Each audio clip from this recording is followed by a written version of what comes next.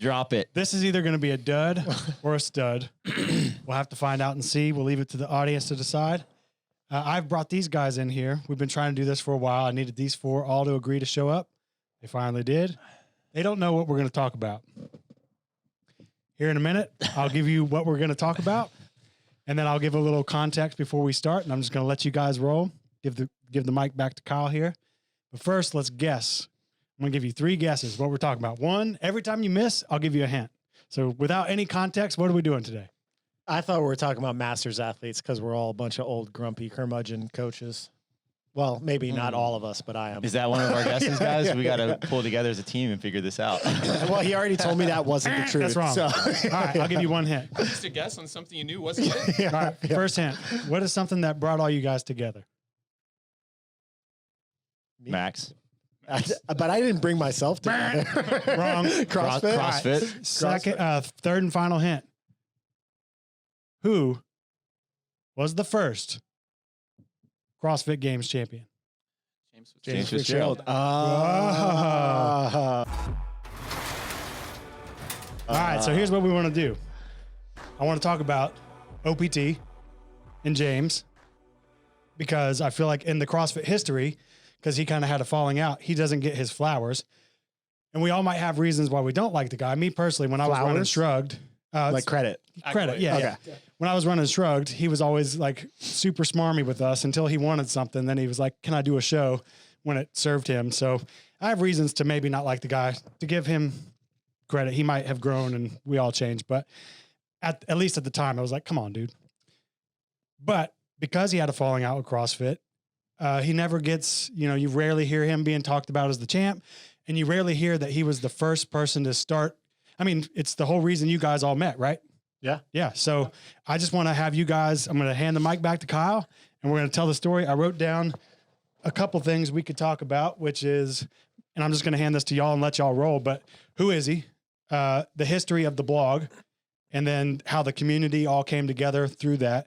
And then Max starting to work for him. So Kyle, I'll let you kick it off. Oh, baby. Why am I kicking it off? Yeah. So the first question is who is he? I feel like there is nobody at this table who's better qualified to answer that than Max because he spent so much time working with James relative to the rest of us. I mean, I think I met James once at the program design cert, and then again when I was at My program. OPT Yeah. at your program design seminar. Did I meet him first?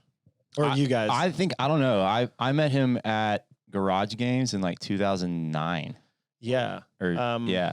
He did a talk there at the competition.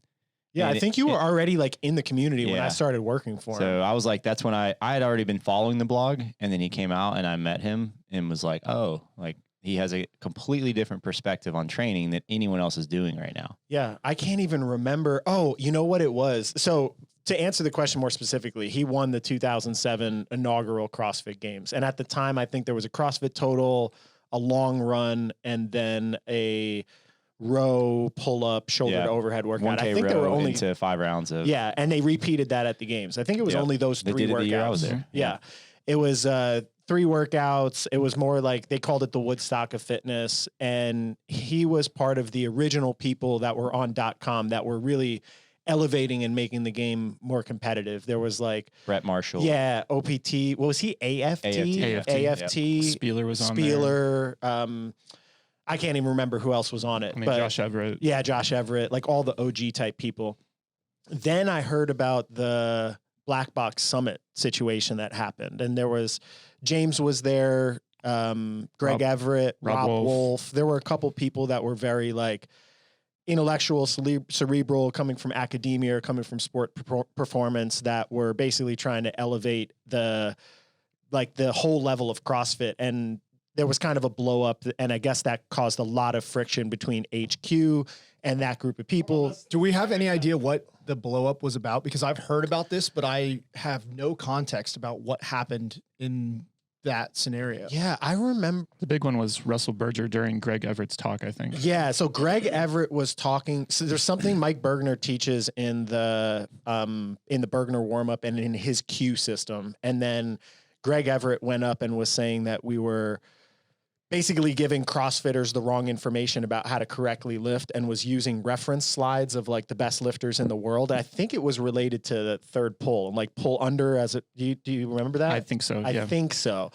So that turned, somebody, I guess, interrupted his presentation, was screaming at him. Apparently Dave Castro was screaming at him, and it turned into like an actual, like, not a brawl, but like a mob scene of yelling. And then that led to like the excommunication of all of those people from the community. Rob Wolf used to run the nutrition for CrossFit, and then it became the Zone diet. And I think the Zone diet, as far as I know, level 1 still teaches Zone, right? Do they? I haven't went to that no material idea. in a long time. So Yeah, long, I redid my level 1, I think like 4 years ago, and I think it was still in there as the primary thing. But that, like, it literally changed the entire way that CrossFit was taught. And Real quick, if you want to revisit that, before I did this show, I went and looked, and Rob Wolf, still on his blog, has 2 blog posts that outlines his view of the whole thing. it's like the full recap, Yeah. right? Mhm. Yeah. I remember reading that. I think I read it from Rob Wolf. So that got me interested. Like anytime there's like intellectual friction or like debates, I always want to know both sides. And at the time I was like, hold on, wait, like I just paid Rob Wolf for all these nutrition consults and I was having him help me with my nutrition. And I was like, well, hold on. Are these people wrong? Is CrossFit right? So I went kind of investigating and digging, and that's what led me down the rabbit hole of finding James. And then James, I think at the time, had his own blog, the Big Dogs blog. And I started tracking and the people that were in his community. And I think at the time he was actually doing that training. Like it was almost like the train with Rich, or like, come train with the person. So he was doing the training, writing the training, and building a community of people that were training.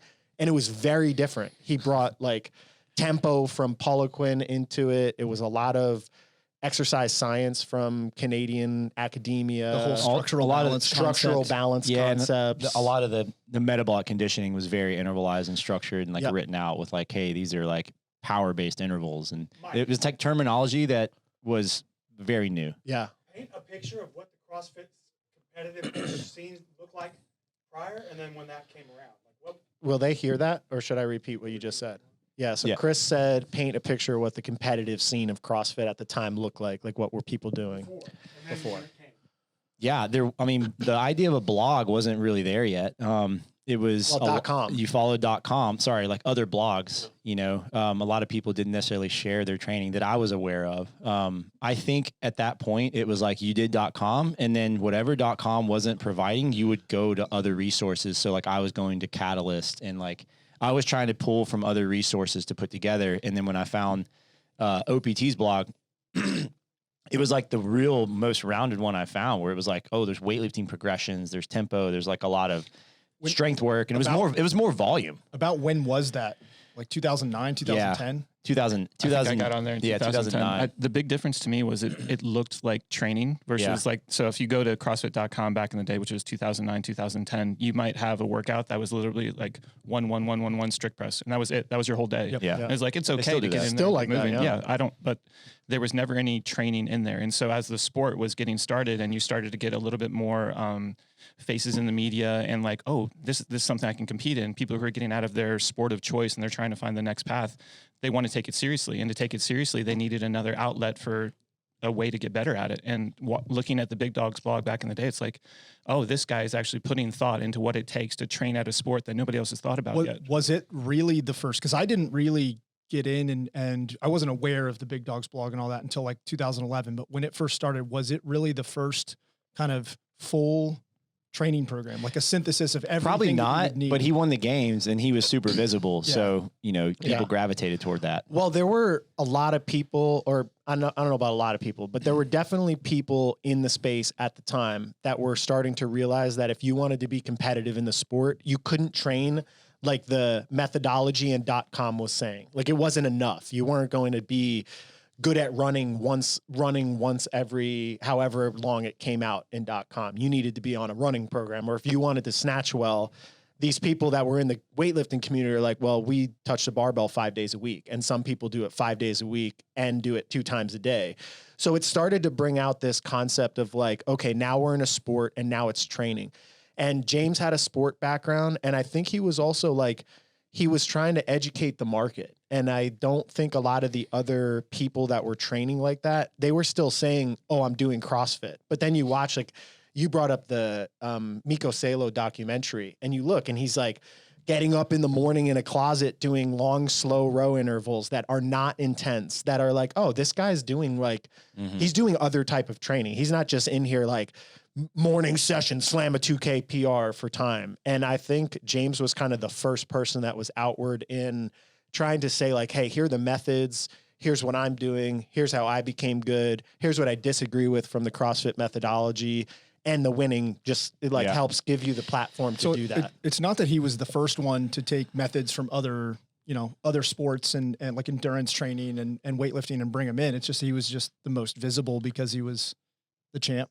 Yeah, I think so. I mean, Rich Froning was educated in college for exercise science, and he still was doing bench press and these things that they're not part of the 9 foundational movements. They're not like traditionally considered CrossFit because they're not as core to extremity and full body. But I think people were realizing like, man, it's going to be hard to get better at this by just doing it all the time. So I think I'd say that he was kind of the first person that was outwardly putting it out there. Yeah. And it was pretty taboo at the time to do that, like, and to be like vocal about it. It was almost like, how dare you speak against, what is normal that most people consider to be the only way to train in CrossFit. And I think that's kind of what led into what ended up happening at the Black Box Summit is there was a little bit of like outsider contrarian point of view that was kind of pushed back against. Yeah. And it was more complicated too. I'm reading this book right now, and it was saying if you have a paradigm or a dogma and you're trying to change it and replace it with a more complicated thing, it's like one of the most impossible things to do. So it was like CrossFit reduced this complex idea that you could train for GPP and all of these rounded things in a very simple way. Like, well, we'll teach it couplets, triplets, AMRAPs. These are the 9 movements that are most important to put it in. These are the concepts, 2 days of education. Like, now you got it. James was basically saying like, well, no, it's not true. I went through 4 years of education and I got a master's and I did the sport performance stuff. And now you're talking about getting better at all of them. So it's really complicated. And here's how I put it together. And that was it's just a stressful paradigm to come in, and it's basically saying like, well, this education system that you have is not adequately preparing people for what they need to do with their athletes in here. So it was kind of a direct call out of CrossFit education. Isn't part of that though the difference between viewing CrossFit as a performance sport and viewing CrossFit as a training methodology? Because a 2-day seminar probably is enough for you to go out and take someone who's never touched a barbell and like generally move them in the direction of better fitness defined by CrossFit. But if you want to take someone and put them on the top of a podium, then we're talking about methods that are just far more complex than, couplet, triplet, so on and so forth. Is that really, do you think that's where some of this came from, or? I don't know. I think that's where there's a lot of maybe misunderstanding too, is because there's still like what's the difference in the sport and what we're doing to improve people's fitness. And I think there was a lot of pushback too, as well, on the group model with how much focus there needed to be in individuality. Oh, right? yeah. Like you're not, this isn't the most, it's kind of like a shotgun effect, but it's not the most efficient way to actually help people individually. And that's definitely where, OPT was like a heavy favorite of, not necessarily a huge fan of the group model, and like, let's focus more on the individual. And CrossFit is kind of against that. Yeah, that is true. I was thinking about in terms of program design. Yeah. I mean, their whole system and their OPEX gym, OPT was his acronym, which was the name of his gym in Canada. And then they rebranded to OPEX, and now it's OPEX. That system is still very heavily individualized. But I was just thinking about how ironic that was, because there was a blog that. Yeah, I think the individualization came after the blog. And I think the one thing that Kyle was saying in terms of the timeline of things was James cared a little bit more about the sport than I think the people at CrossFit.com did, because he was a competitor, because that's what personally was more important to him. So I think early on it started like his viewpoint was unique because he was a competitor. He was one of the best competitors early on. And so he also was just naturally curious. He was very intellectual. He liked to know why he was doing what he was doing. And so he was one of the first ones to look at the CrossFit as a sport, try and break it down, try and analyze what it would take to make somebody better in the long run. And then he started putting those methods together. And then over time, it basically turned into, well, this is so complicated and I can't just shotgun apply this to everybody. And then he started going down the individualization role. Going back to that, sorry, you asked about what other blogs were out there, or was this common? And I don't know why I didn't think of it, but CrossFit had a lot of those different avenues. They had the CrossFit Endurance. And maybe CrossFit this was a few years later, CrossFit Football. And I remember, like, now going back, like, I had to think about this for a while, but like I was following those. Like, I remember being like, all right, well, I need more power and strength work, you know, and then I would like pull the Metcon from CrossFit.com, and then Seal Fit came out, and I was like, all right, well, this is going to be my long Sunday grinders, which those were just insane amounts of volume. I don't know if you remember those workouts or not. No, I remember those workouts. I was trying to remember the timeline though. CrossFit Endurance and CrossFit Football. Like, so that was Brian McKenzie and John Wellborn. Yeah. Were they after OPT though? I don't remember. I think that they probably were. I remember Wellborn being on that Every Second Counts documentary, and he didn't have anything CrossFit Football related yet. He was just a competitor. Yeah. In 2011, I'm jumping forward because I ended up working for them, which is maybe blowing the. Well, that's actually. Can I pause you then? Yeah. Because here's what I wanted to say. I want to say, let's save this conversation of his methods, because I know you ended up going to work for him, and you actually played a large part in their education and what they ended up doing with their methods. But real quick, I did want to not skip over the fact that you just had this online global blog, and that was, you know, maybe not the only one, but it was definitely one of the most unique ones where everyone kind of came together. I want you to describe what the blog looked like at the time, because this is forever ago internet too. Yeah. And was it free, paid? And then what was the community like in there? And like, did y'all know each other in the comments? And just kind of set that scene, because it's so different than now on apps and everybody's. How did you find it? I don't know. You can't just click on a link in an Instagram. Yeah, profile. there was no Instagram. Was there? I don't remember. I wish. I'm trying to. It was. Yeah. Yeah, I don't. It was on MySpace. I know I vaguely followed it before I met him at that Garage Games talk that he did, and then after that I started following more intently, and then I pursued individual coaching. I don't remember, but the blog, how the format was, it was like there would be a picture some days, and then it was just like text workout. There was no demo links, video links, like it was just straight up text. And back then when it first started, it was just one workout too. I don't think that they had divided it into divisions yet, because eventually they had like the function being will. Maybe there was, do you remember if there was like separation of like some higher volume or lower volume days? Not at the very start. I don't at the think very so. start. Yeah. I don't remember how I came across it initially.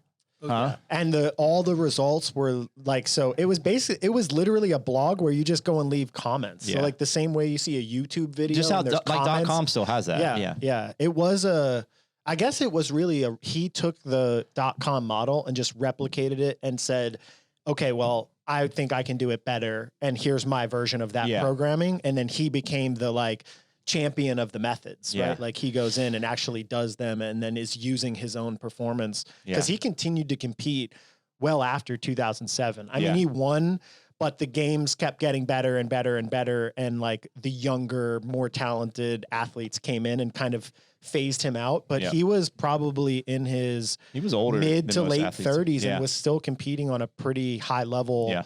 There were just some things that he just couldn't develop at that. You know, like you start somebody at 17 learning how to snatch, it's way different than starting them at 30 learning how to snatch. So there was such a big skill gap that got built. Yeah, the rate at which you needed to develop your strength to be competitive at the highest level was rapidly increasing each year. Like the weights were going up every year, and they were just setting the bar higher and higher. And it hasn't changed that much since. It's kind of like leveled off. Yeah. And if you're in your mid 30s, like it's very difficult to keep up with that. You know?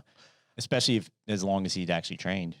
So this was the first time, I think, for me that I realized the value of a good community. So he was I'm nerdy. Everyone knows, if they're listening to this, I'm nerdy. That was a like intellectual group of people that were also hard charging trainees. So even if you just went in and you read the training results for the day, you had better times to shoot for. People put in better strategies, like, oh, I broke this up, this, and this. Sometimes people put in split times. So it was not just a motivation from a physical perspective to train harder when I had scores, but it was an opportunity for some days. I didn't even follow that training a lot of times, but I'd go and I'd read all the comments because it was like a community of people kind of in the same way that Training Think Tank is like Yeah. the community, and you can leverage the results in the compete program or from the individual athletes or from all the coaches. That was kind of like the first time I realized how important that could be for your development as a person or an athlete. It or a definitely coach. it definitely pushed me, because originally I predominantly followed .com, and like I followed it very religiously, and on the days where it was 1-1-1-1-1, I would add other stuff, but beyond that, like I was doing the workouts and posting comments very consistently and switching. I think that's probably, now that I think about it, that's where I heard about it, because James would go in and post results in there sometimes, and I'd see scores. And when you saw someone that had like an insane score back then, you never had you weren't able to put a face to the name, but you would like, who is this person? And you start Googling. AJ Moore. Yeah. Those guys. Nate Schrader, Rory. It was Nate Schrader that got me like looking into the OPT stuff in the first place, because I competed with him in 2012 at regional, and he just smashed everybody. And I was like, who is this guy? What is he doing? He had a training blog, his own personal training blog, but on there it was constantly referring back to the Big Dogs blog. And that's what pulled me in. And then I just found it as such a valuable resource, because all of a sudden I'm going from training in a vacuum where it's just me and whatever I'm doing, and then the open shows up, to constantly having this community of scores that I could pull back from. And then I was strategically not posting my scores to make sure that people didn't have, especially when something went well, to make sure they didn't have that result. My first thought, like on the old .com, when I saw a big outlier, I was like, that person's cheating. Like there was no videos, there was no nothing, no somebody random just like, oh, I did this in 3 minutes. And I was like, no way. How is that possible? You know what's funny? There was one person on the Big Dogs blog that used to always do that, and I'd be like, this person's not real. They're trolling before trolls existed. Yeah. Let me see if anyone guess who it was, but the initials were AB. And it was insane strength numbers. I was like, no way. This dude did not just snatch or Asia do it. Bartow? Yes. It was Asia. And it wasn't fake. It was Asia Bartow. It was, and he was very real. Yeah. And he became at that time like the strongest dude in CrossFit for a while. Yeah. I think a lot of people back then who followed it were engineering minded, came from other sports. Like there was this, like I love and appreciate what CrossFit built. But when I got into CrossFit and I saw it for the first time and I did it for the first time, I was like, oh, I've done this before in wrestling practice. Like it wasn't that different. It was different in terms of the movements. Like we didn't do any muscle ups and high level gymnastic skills, but like people were like handstand walking across the mats and warm up practices. And we were doing burpees and push-ups and pull-ups to absolute failure. And so the workout structures were not that different to me. And I was always like, well, I was always bad at it on the wrestling team. Because I was a big athlete. Most wrestlers were like, the weight classes were like 96 pounds, 103, 112. And I was 215 pounds when I was 15. Doing body weight. Yeah. So I didn't really put it in perspective like, oh, pull-up's not a pull-up. Have you watched Mike Birbiglia's new stand-up yet? Yes, I did. Where he talks about wrestling? Yeah. Oh my God. It was so good. He talks about wrestling someone that weighs 100 pounds. Yeah. Yeah. So funny. Yeah. But I kind of lost my train of thought with the Birbiglia thing. But I think I was looking for answers how to do it more intelligently. And I feel like he was like the first person that was kind of providing that guidance of, hey, this is how you get better at endurance. I was in that mindset of like, oh, if it's 2K row, rest 2 minutes times 3, like I'm going to PR my 2K row and then I'm going to die and hang on. And then it was like, oh, there's a physiological reason why that will blunt your performance. Here's how you would do it better and build sustainability. And it was like, oh, okay, there's a different way to do this. There's a different way to think about it.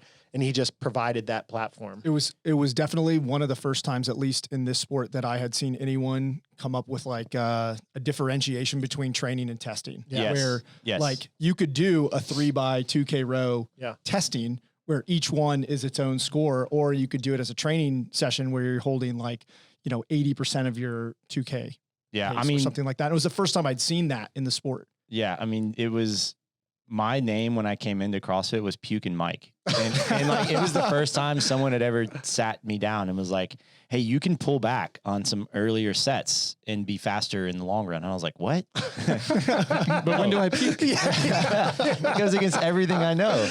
What do you mean? Yeah. But yeah, like the initial kind of enlightenment of training versus testing, which is just so interesting to think, because like now that there's so much education now. That was a pervasive concept in endurance Yeah. sport. Coming in from swimming, like that was something that was just part of the culture, right? It's like you're training and then you're racing, and they're two separate things, but that did not exist in CrossFit at least when I first got into it. And I maybe carried that into it a little bit into my own training, but then I just got sucked into the like go as hard as you possibly can all the time until I came across the big dogs. Yep.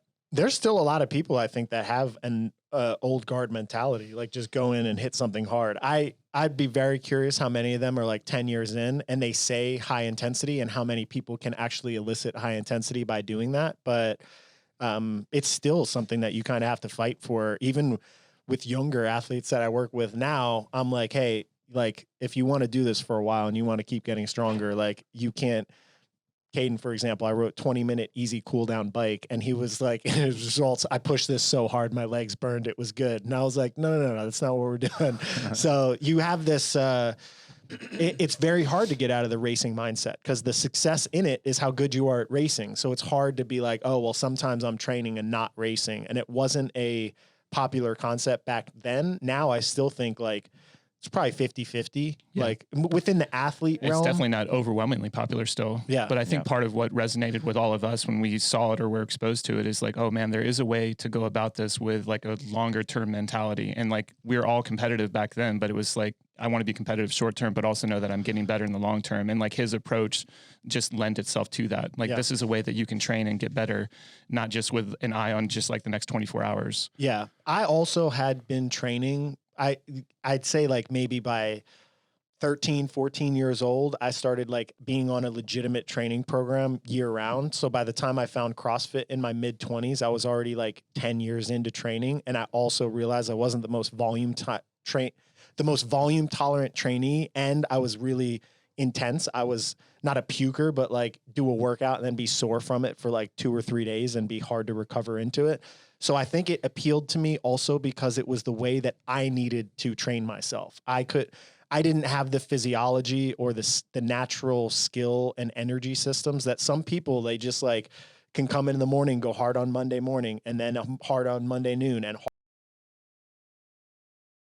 I don't think it lasts, but some people do it for years at a time. I didn't have that type of physical resilience. So I needed a more methodical approach because I had injuries I was dealing with and surgeries I was dealing with and a previous training history of things that made it harder to just keep hammering myself. I was trying to think more about the blog community, and I was trying to remember what it was that was either unique about it or that made it seem like it was so strong. And I think honestly, it almost comes down to like, it was like a certain level of eliteness, like almost superiority. And it's shitty to look back and say that, but like when you were on CrossFit.com, you were still posting results. You could still see people who you could like kind of compare against. But then when I shifted over to the blog, I was like, oh, I'm fucking better than them. It was like I'm smarter than them. Like I'm doing this. And then there's this other group of people who are doing it with me. It's like, oh, we're all smarter than them. Like we're like, it was just this very tribal thing. Yeah. And I remember, it might've been like 2010 or 2011. I started seeing some other people at other local competitions wearing OPT shirts. And I was like, oh, it's growing. We're doing it. We're doing it. It's also the first time that I saw Mike I forget which one it was. I don't know if that was 2011 or 2012. I had never seen his face before. I didn't know who it was. And I think it was honestly when you dropped the bar on yourself. And I was like, oh, wow, that's that dude from the blog. What's that story? Yeah. Oh man. 2011 regionals. Yeah. Oh. It was the hundreds. It was Yeah. It was the I've seen first year that they had standardized testing at regionals.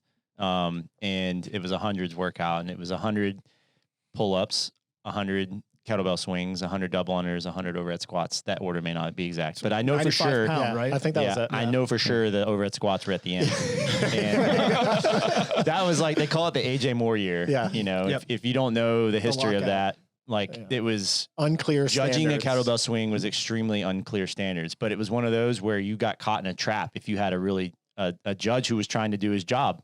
And some judges were just counting reps, and some were like, no, the bottom of that kettlebell has to be parallel to the ceiling, and it has to be completely locked out overhead, which was just a really hard standard to hit. And some athletes, myself, AJ, like, I think there's a picture. If you go back, I have pictures of it.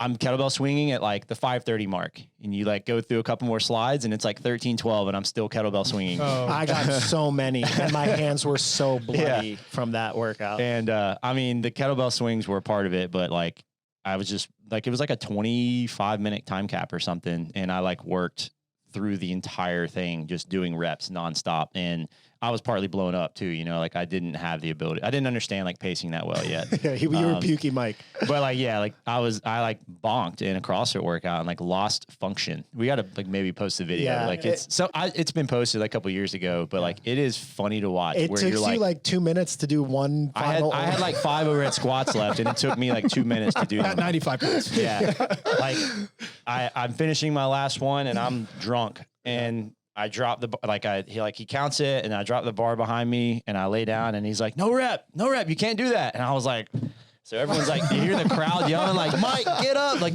come on. Yeah. And it took me like 20 seconds to get up, and I try to squat snatch it, and I fall over sideways and drop the bar on my shin and get like stitches in my shin. And then I stand back up again, and I like try to power snatch it, and I can't, and it drops to the ground. And like, I mean, this is a minute long trying to do one more rep, 95 pounds. And then I finally get it up, and I overhead squat, and I like wait there, and he's like, good. I mean, it was so bad and so funny. But before that, I think it was actually before that workout, I was probably telling Becky, I was like, yeah, that's one of the other dudes from the blog. And then he did. I was like, I don't think that was him. I don't know. That couldn't have been somebody from OPT. It's too stupid. That's somebody else. You said something. You said you didn't know pacing yet. And since we're talking about the OPT community, I feel like that was another thing that James was kind of the first one to really introduce into the sport, which was a concept of like pacing metcons.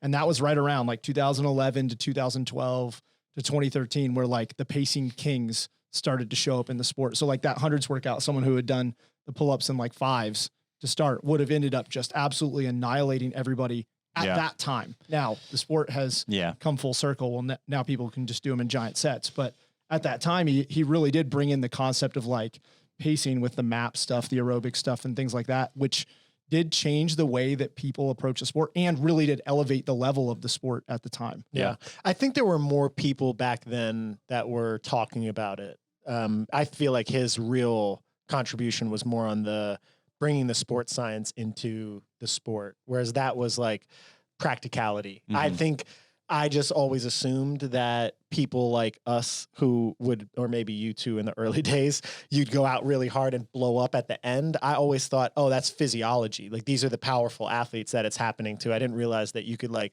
use your brain. Strategize around that. To like, oh, let's put a little rest in here so I don't end up dead at the end of it. Yeah. Anyways. It was a painful experience to go through on those long workouts like that but what was funny is like, I couldn't figure it out. It's like, why am I struggling so badly on these long workouts? There must be something wrong with me. Because when I start, I don't feel like I'm going that fast, but I'm going way faster than what my body can sustain for 20 minutes, which I just didn't even like, you know, a simple comparison would be like the rate you're running right now at the start of this race, is this what you would hold for a 5K? And if the answer is no, then like you need to slow down. Yeah. It's just so hard to do, especially but like when you're doing mixed movements, you don't have that same comparison. It doesn't feel the same. Yeah. So, anyway, I feel like people make the mistake of thinking about a chipper as each individual movement. So it's like the pull-ups and then the kettlebells. Like they think about those individually versus thinking about it as like the aggregate of the triathlon. Yeah, exactly. You know what I mean? You wouldn't go out on the swim and like sprint your 500-meter swim before your 10-mile bike. Like that's a really bad idea. Yeah. But that's how people approach it. And to this day, people still approach chippers that way, workouts that way in general. Man, that hundreds workout with 100 double unders in there. Yeah. What were they thinking? They were reckless. Hard back then. They were reckless. Compare 100 overhead squats at the end of that to 100 double unders. Yeah. I was actually thinking about that workout now would be hysterical to watch elite people do. Yeah. I mean, if the standard wasn't crazy, I feel like they'd be doing it in huge sets in like half the time. Yeah. And the double unders would just be like, oh, it's a rest. It's less than a 1 minute long rest for them. Yeah. Crossover doubles. Yeah. It'd have to be something crazy. I was thinking about that when you said that hundreds workout. Because even back then I was like, oh, I get to rest before I do these overhead squats. Yeah. The sport, I know this isn't about OPT, but the sport really did push us all to learn more. Because like a lot of times things would come out and I was like, ooh, that's not a good idea. But then people just figured it out in sport. Or like you see repeat deadlifts at 315 with box jumps for freaking 45 reps in a workout. And I'd be like, oh my God, who's going to be able to do this? And then everyone does it. Yeah, Like that was another year workouts. that 21:15.9 deadlift box jump. That's been around for a long time. Yeah. It's been repeated a bunch. Yeah. Or different variants of it. Yeah. 315. Add some strict handstand push-ups in there, and I think I've seen that workout show up a bunch. Yeah. What was the next bullet point, Chris, that you had? Transition into you working for OPT. How'd that come about? Yeah, me working for OPT. Yeah.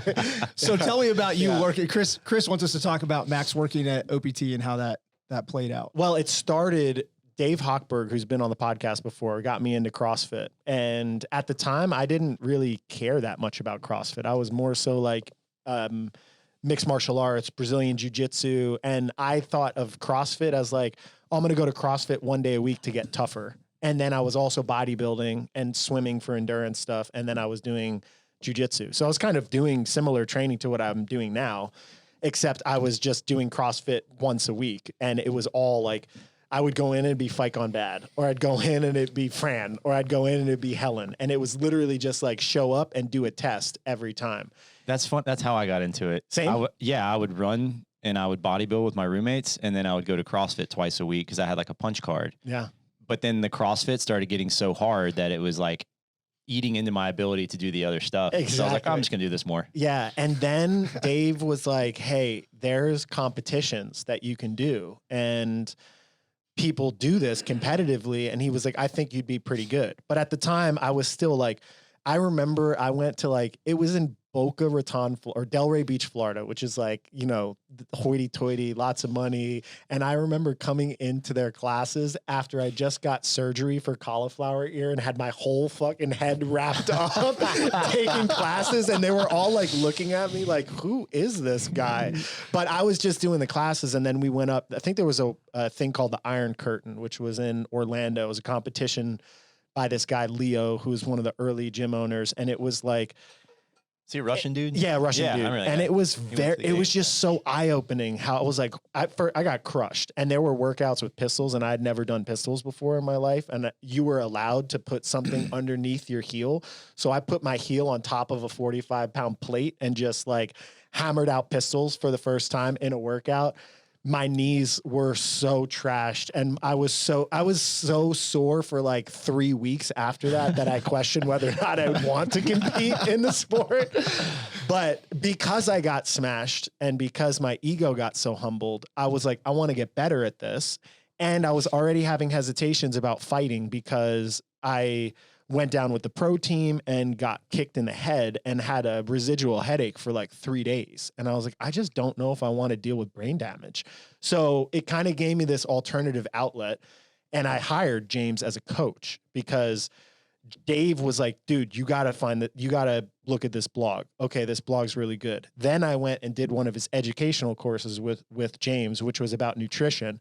We trained together up at his place. We talked about training theory. I really liked what he was doing. And we talked about why I might not be adapting to training in the same way as somebody like him from a cross-country background. At the time, he had this concept of like, there's jaguars in the world, and then there's buffaloes. And buffaloes can like keep working and keep doing things. And jaguars were like explosive, high-level athletes that played sports that were like contact sports and quick reaction speed. And he's like, you can't train a jaguar like a buffalo. They won't get the same response. So he kind of got me hooked on the idea of, I can't train the same way if I want to be better at this. So I hired him as a coach, and I had him as a coach for all of the from 2010 probably up until the 2011 regionals.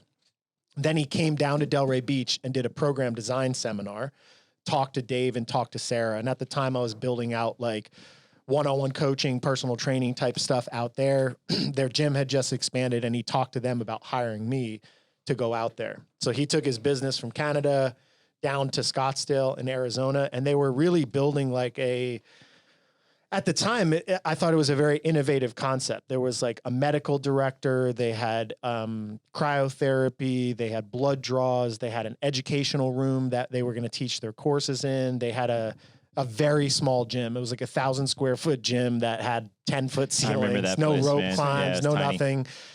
We actually had to use local gyms. We trained in a CrossFit gym. Yeah, we would go out to a local CrossFit gym. And he brought me on to be the GM of this new concept. He sold and worked out an agreement with his stuff in Canada for his brother to kind of take over the name. And we kind of just restarted down there. So I went out there and I basically, in the beginning, it was me, Natalie, who was Andy Dees used to do a podcast, I think, with Rob Wolf. Natalie was Andy Dees' partner at the time. I don't think they're still together, but she was the admin for the business. James was there, and then I did like everything at the time. And he was running the education. Athletes were coming in. We were doing lactate testing, VO2 testing, just general camp stuff. I was investigating what was happening in athletes. We were collecting data like, why do some athletes have bigger PRs, but they can't barbell cycle, and others have lower? And we started to like come up with theoretical models for it.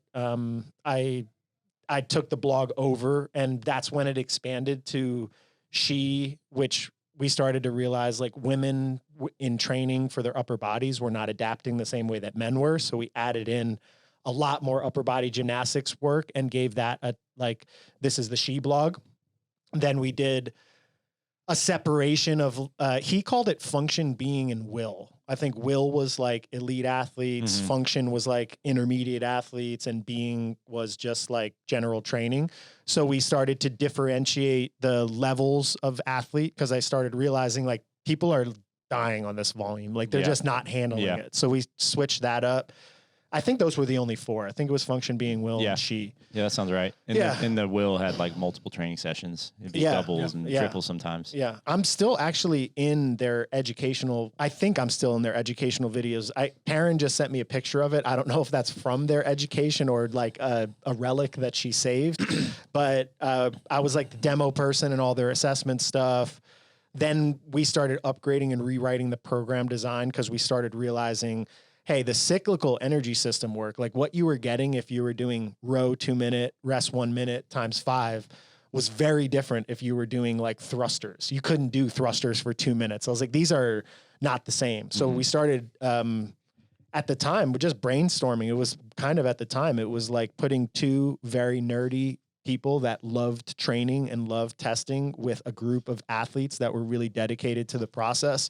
And I kind of just had free reign to bounce ideas off of him, come up with new concepts. And I did that for 2 full years out in Arizona, just kind of being the all hands on deck type of person. Did you ever go out there? Yeah. Either of you ever go out there? Yeah. Did you all ever do the lactate repeat tests? Not whatever out there, they were but called. I've done it enough times to.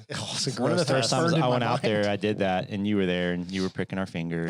yeah. I did one of the intervals, and I took a loop around the building and was messed up. Yeah. So and I did another interval and started walking around the building and literally considered not going back. Drive home. I mean, I was, I'll never forget. So the workout was 3 rounds, three sets, and it was row 250, 15 burpees. Kettlebell swing. 15 kettlebell swings in the middle. 25 burpees, 15 kettlebell swings, 250 row. So you go row, kettlebell, burpee, kettlebell, row. 4 times. And the goal of it was basically that you could pick movements that would not be limited by skill or not be limited by, like most people could just keep going in those movements. So you do that for time. And then we rested 12 minutes and we repeated it. And generally, like we'd have athletes they came out like little athlete camps. And I'd have everyone go, and then I'd be running around, which, by the way, it was so sketchy. Like I was fucking blood drawing 4 or 5 people at a time. You guys told me to not hold back on the first one. Yeah, it was purposefully it was like, prescribed that go way. as hard as you can. And I was like, fuck yeah, I'm going to win the first one. Yeah.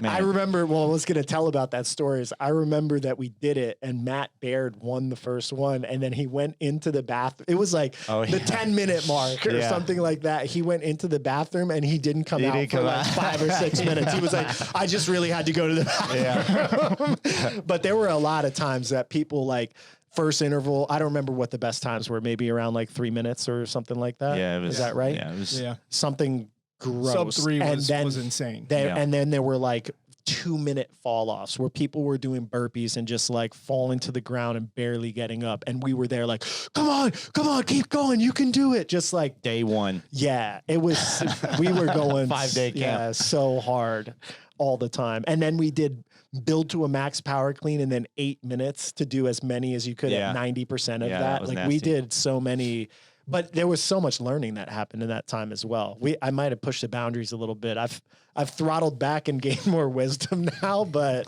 it was an interesting time. Yeah, everyone that has experience on the blog knows those tests and knows how nasty that was. That one definitely sticks out. I used that test as like a once a week training session leading into the 2013 regional. And then Jackie showed up as the first Oh, workout. great. And I was so well prepared Yeah, for that. that's awesome. Yeah. Did we meet at the Optathlon or did you come out before the Optathlon? I think I'd been out there before. I brought Brandy out one year to the Optathlon, and that's when you all met and you started coaching Yeah, her. I think that was 2012. Yeah. Yeah, so the Optathlon, that was another thing that I did. I spoke there and helped structure the tests. We came up with it didn't really end up working in terms of practice, in terms of like being a cool competition experience, but he had this idea that CrossFit was not testing according to their own ideology of fitness. So they were saying there's explosiveness or whatever the 10 general skills are, strength, power, speed, stamina, all of these Don't different forget accuracy. So there were a lot of things that he felt weren't being tested and that the energy system distribution was too far. Like it was too much endurance work. So there was like a standing triple jump. There was a max lift. There Reverse was toss. There's reverse overhead toss, repeat stuff. Oh, a man. Metcon that The row changed. repeat. That was yeah, row 90-second repeat. row? Yeah. Was it 500 meter, 90-second reps? 500, 90 second, 500? Yeah. Yeah. Just two Yeah. sets. So, and yeah. your score was like your 1K combined? Yeah. Oh God, that was gross. That one was nasty. Yeah, but we administered that as a way to try to figure out, and I think ultimately that became the educational framework for what the IF3 is now. I've looked at the IF3's test now, and the IF3's tests have now like almost morphed back into looking very CrossFit. Tell the listeners what IF3 is. IF3 is the International Functional Fitness Federation, Yep. which has competitions that are kind of like CrossFit competitions Yeah. or functional fitness competitions. They just had the world champs in Oslo 2 weeks ago. Oh, really? Yeah. Oh, is there a different time for the age groups then? Or That's a did they good do the question. age groups then? I don't think they did. Oh, because Caden did the age group and Yeah. won it, and that was in Mexico last year. in Mexico last year. That was the world champs last year. Oh, okay. So, maybe they it did. is the same Yeah, time. I just didn't have anybody. So Yeah, same. So that was it's basically like they're trying to, I think their fundamental mission is to make functional fitness an Olympic sport. And in order to be an Olympic sport, there needs to be clarity of rules, clarity of what the workout structures are, like all these things that what CrossFit and its current CrossFit's like, form- we're out. Yeah. So because I think they want to maintain the unknown and unknowable more. And so once you start to say, well, this is Yeah. CrossFit testing, then it stops being that. So IF3, I think, was a derivative of what James was originally trying to do with the Optathlon, which was trying to create structure and regimentation to, okay, well, this is what fitness means. Now let's make a testing body that actually reflects that as opposed to is a show. Yep. So Where are we going that's, from there? yeah, I mean, that's it. That was my job there. And then I ended up just getting to the point where I felt like I started to create my own ideas, and you came out to the first and only program design seminar where I was starting to realize that the entry level education at OPT started giving people the baseline, kind of like the level 1 would do in CrossFit.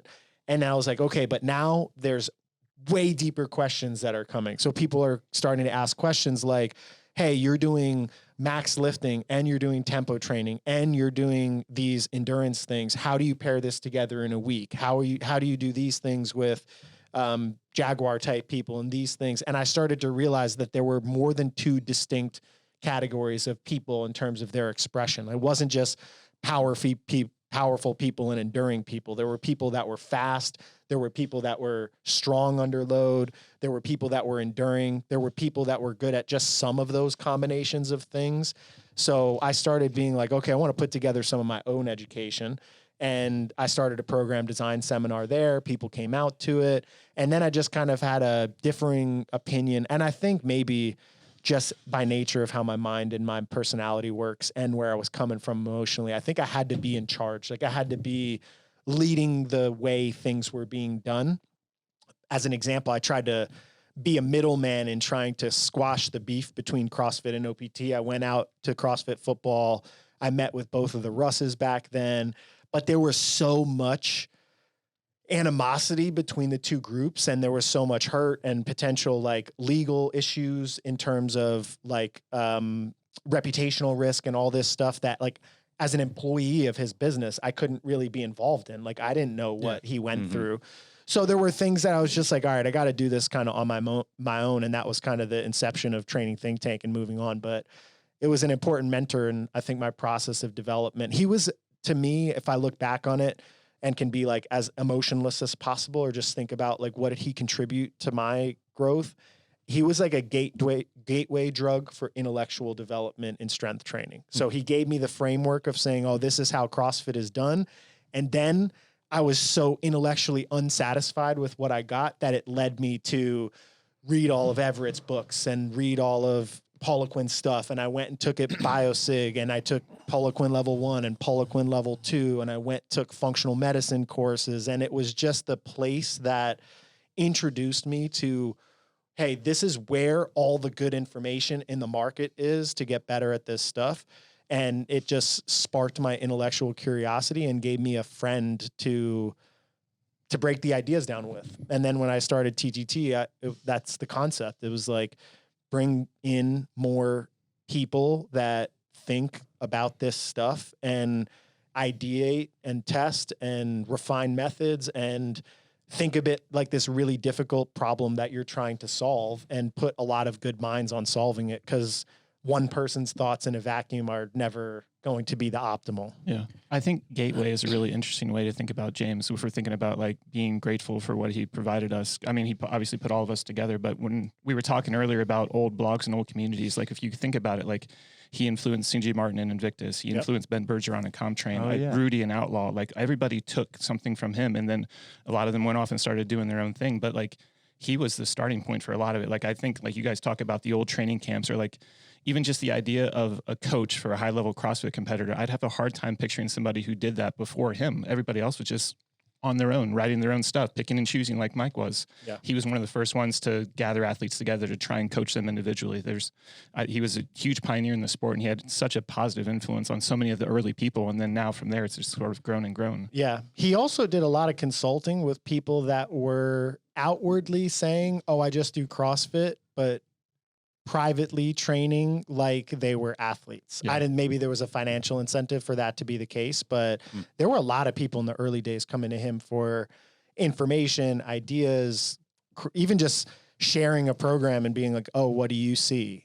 He was that, I guess, the first intellectual innovator. But I think it's almost like a scientific evolution, or like in the world of science, you know, like ideas, they cultivate under a certain leadership or under a certain person, and then they kind of die and evolve, and the next generation takes over. And I think that process just always happens. And he was just one of the early people that was like, there's a mindful approach to doing this.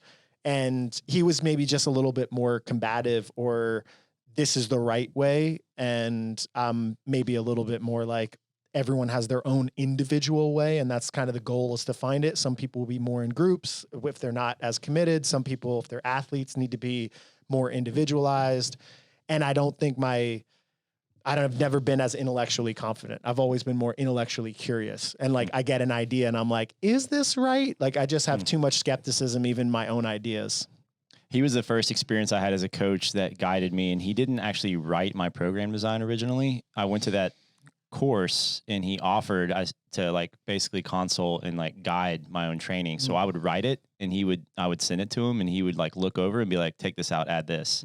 So it was like the first time that I had someone with confidence behind me, like, no, you need a little bit more of this. And that to me was such a good blend, because I was still kind of like the captain of my ship, but you know, he was making sure that the boat's going in the right direction. It was really helpful. Yeah. Was there a third? Oh, sorry. I was going to ask if there was some some inner conflict because maybe you always felt like you had a jaguar inside of you, trapped inside of a buffalo. Is that where the confusion was? Yeah, maybe. Yeah, I don't know. I think there was just a lot of. I think these ideas were so complicated, and anytime you try to simplify and create linear delineations and things, and then you get more information and start to realize that they need to break down, it's a hard process. And I think my process is challenge oriented. So I'd challenge the ideas or be like, we're teaching this and this doesn't seem right. And I think that in our personalities, and maybe we're both in nature, need to be like leaders and need to be in that position because we're both like that. But I think that created the conflict. Well, thank you for the conflict because now here we are together filming this. Yeah, talk about it. Chris, what was that the last bullet point? Next bullet. That could be it. Unless y'all got anything else, any final thoughts? I don't know. I love reminiscing on the blog. It was such a. Do y'all remember meeting each other in the comments? Like, I know you alluded to Adam, like you thought you knew. Well, I met Adam coaching him. Becky got him So after 2012 regionals, so I made regionals in 11 and 12. 12 didn't go well. And then she reached out to OPT to try and get James to be my coach and put me in touch with you. And I was like, fuck, not James. I got this guy. And then when I went out there to Arizona, it was the first time I met you in person. I forget, it was maybe for program design, maybe it was for lifestyle. It was one of the courses with, what was that lady's name? Sharon Preet. Sharon, yeah. So I went there for that. I got to train with you a little bit. I did team in 2013 and we had just started our gym before then. But I remember one of the premises for us wanting to do our own thing, Becky and I, was we wanted to do individual program design. And like James was obviously one of the only ones out there doing it. So pursuing education through OPT and the CCP courses was like, all right, this is it. Like somebody's doing what we want to do. And then going out there and meeting you. And at that time, I only probably had like 3 or 4 individual program design clients. And I would just like pick your ear all the time. Like, what should I be doing with this guy? Is this a good progression? And then finally, by the time that you went off and started your own thing, I had apparently bothered you enough that you trusted me enough. But that was how I got in touch with you. I think Kyle was also through you. Yeah. Mike and Brandy were through the blog. Yeah, I know. I met Mike at the Optathlon. I feel like I knew of him through the blog. Impressed. Yeah, Just in awe. Yeah, I knew your results from the blog, and then I met you at Optathlon, started working with Brandy, and then I consulted with James. At some point, James took over your full coaching, right? Not Yeah, just for about a year. Yeah, so I did some of the work and due diligence on your program, and then I met Kyle at that program design. I'd had course. a chance to meet your former roommate's younger brother. Older brother. And that's like part of how I got in touch with Max, because this guy kept coming to our gym and doing open gym. And I would look at his programming and I'm like, damn, this is really good programming. And I would talk to him. I was like, who's your coach? Oh, this guy, Max. And then I went to regionals in 2013 and I was talking to some of the competitors there, and like 3 of the people that I took 4th, 2 of the 3 people that beat me were coached by Max. John Z. Pinkerton. John Z was one of them. Or no, not Pinkerton. Would it have been? Yeah, Pinkerton at that He time. beat you? Yeah. Yeah. Yeah. Did he make Z. the games that year? I think that was the year that Pinkerton. No, it wasn't Pinkerton. I ended up beating him. Yeah. I think Okay. Pinkerton Well, was anyway, behind they were guys in the top 10, and I was like, I need to meet this guy. And so he was having a seminar. He's like, come out to the seminar. So I came out to the seminar, and then it was just basically like I was like information was being beamed into my head, and I was like, I have to. Hold on. First of all, that was the first time I realized that education was like a skill. I wrote a curriculum, and I was like, oh, okay, this is going to happen from 9 a.m. to 5 p.m. with a 90-minute break. You didn't stop talking, did you? I didn't. First of all, it was 7 a.m. until like 6 p.m. with 2 breaks because I had just got my dogs. So I would go home and take care of my dogs and come back. I talked the whole time, and I just blew information out. Like so many programs, so many example programs. And at the end of it, I was like, that was too much. Like there's no way. That was the best education and seminar that I've ever been to. But I think every other person in that room was like, I'm so overwhelmed. I stopped listening like 4 hours ago. And I was just like, so dialed. Yeah. I had a couple of people that ended up after that becoming, I would imagine that 2 things happened. One, they heard the information and were like, oh, I trust this guy, or they heard me talk for the first hour and like, I got enough. I'm just going to hire him because they really came out there to get better for themselves. But that's awesome. Yeah. Anyway, so that's the story of my past with James and James's contribution to the market, at least from our 4 perspectives. Yeah. Yep. Thanks, Chris. Bazinga.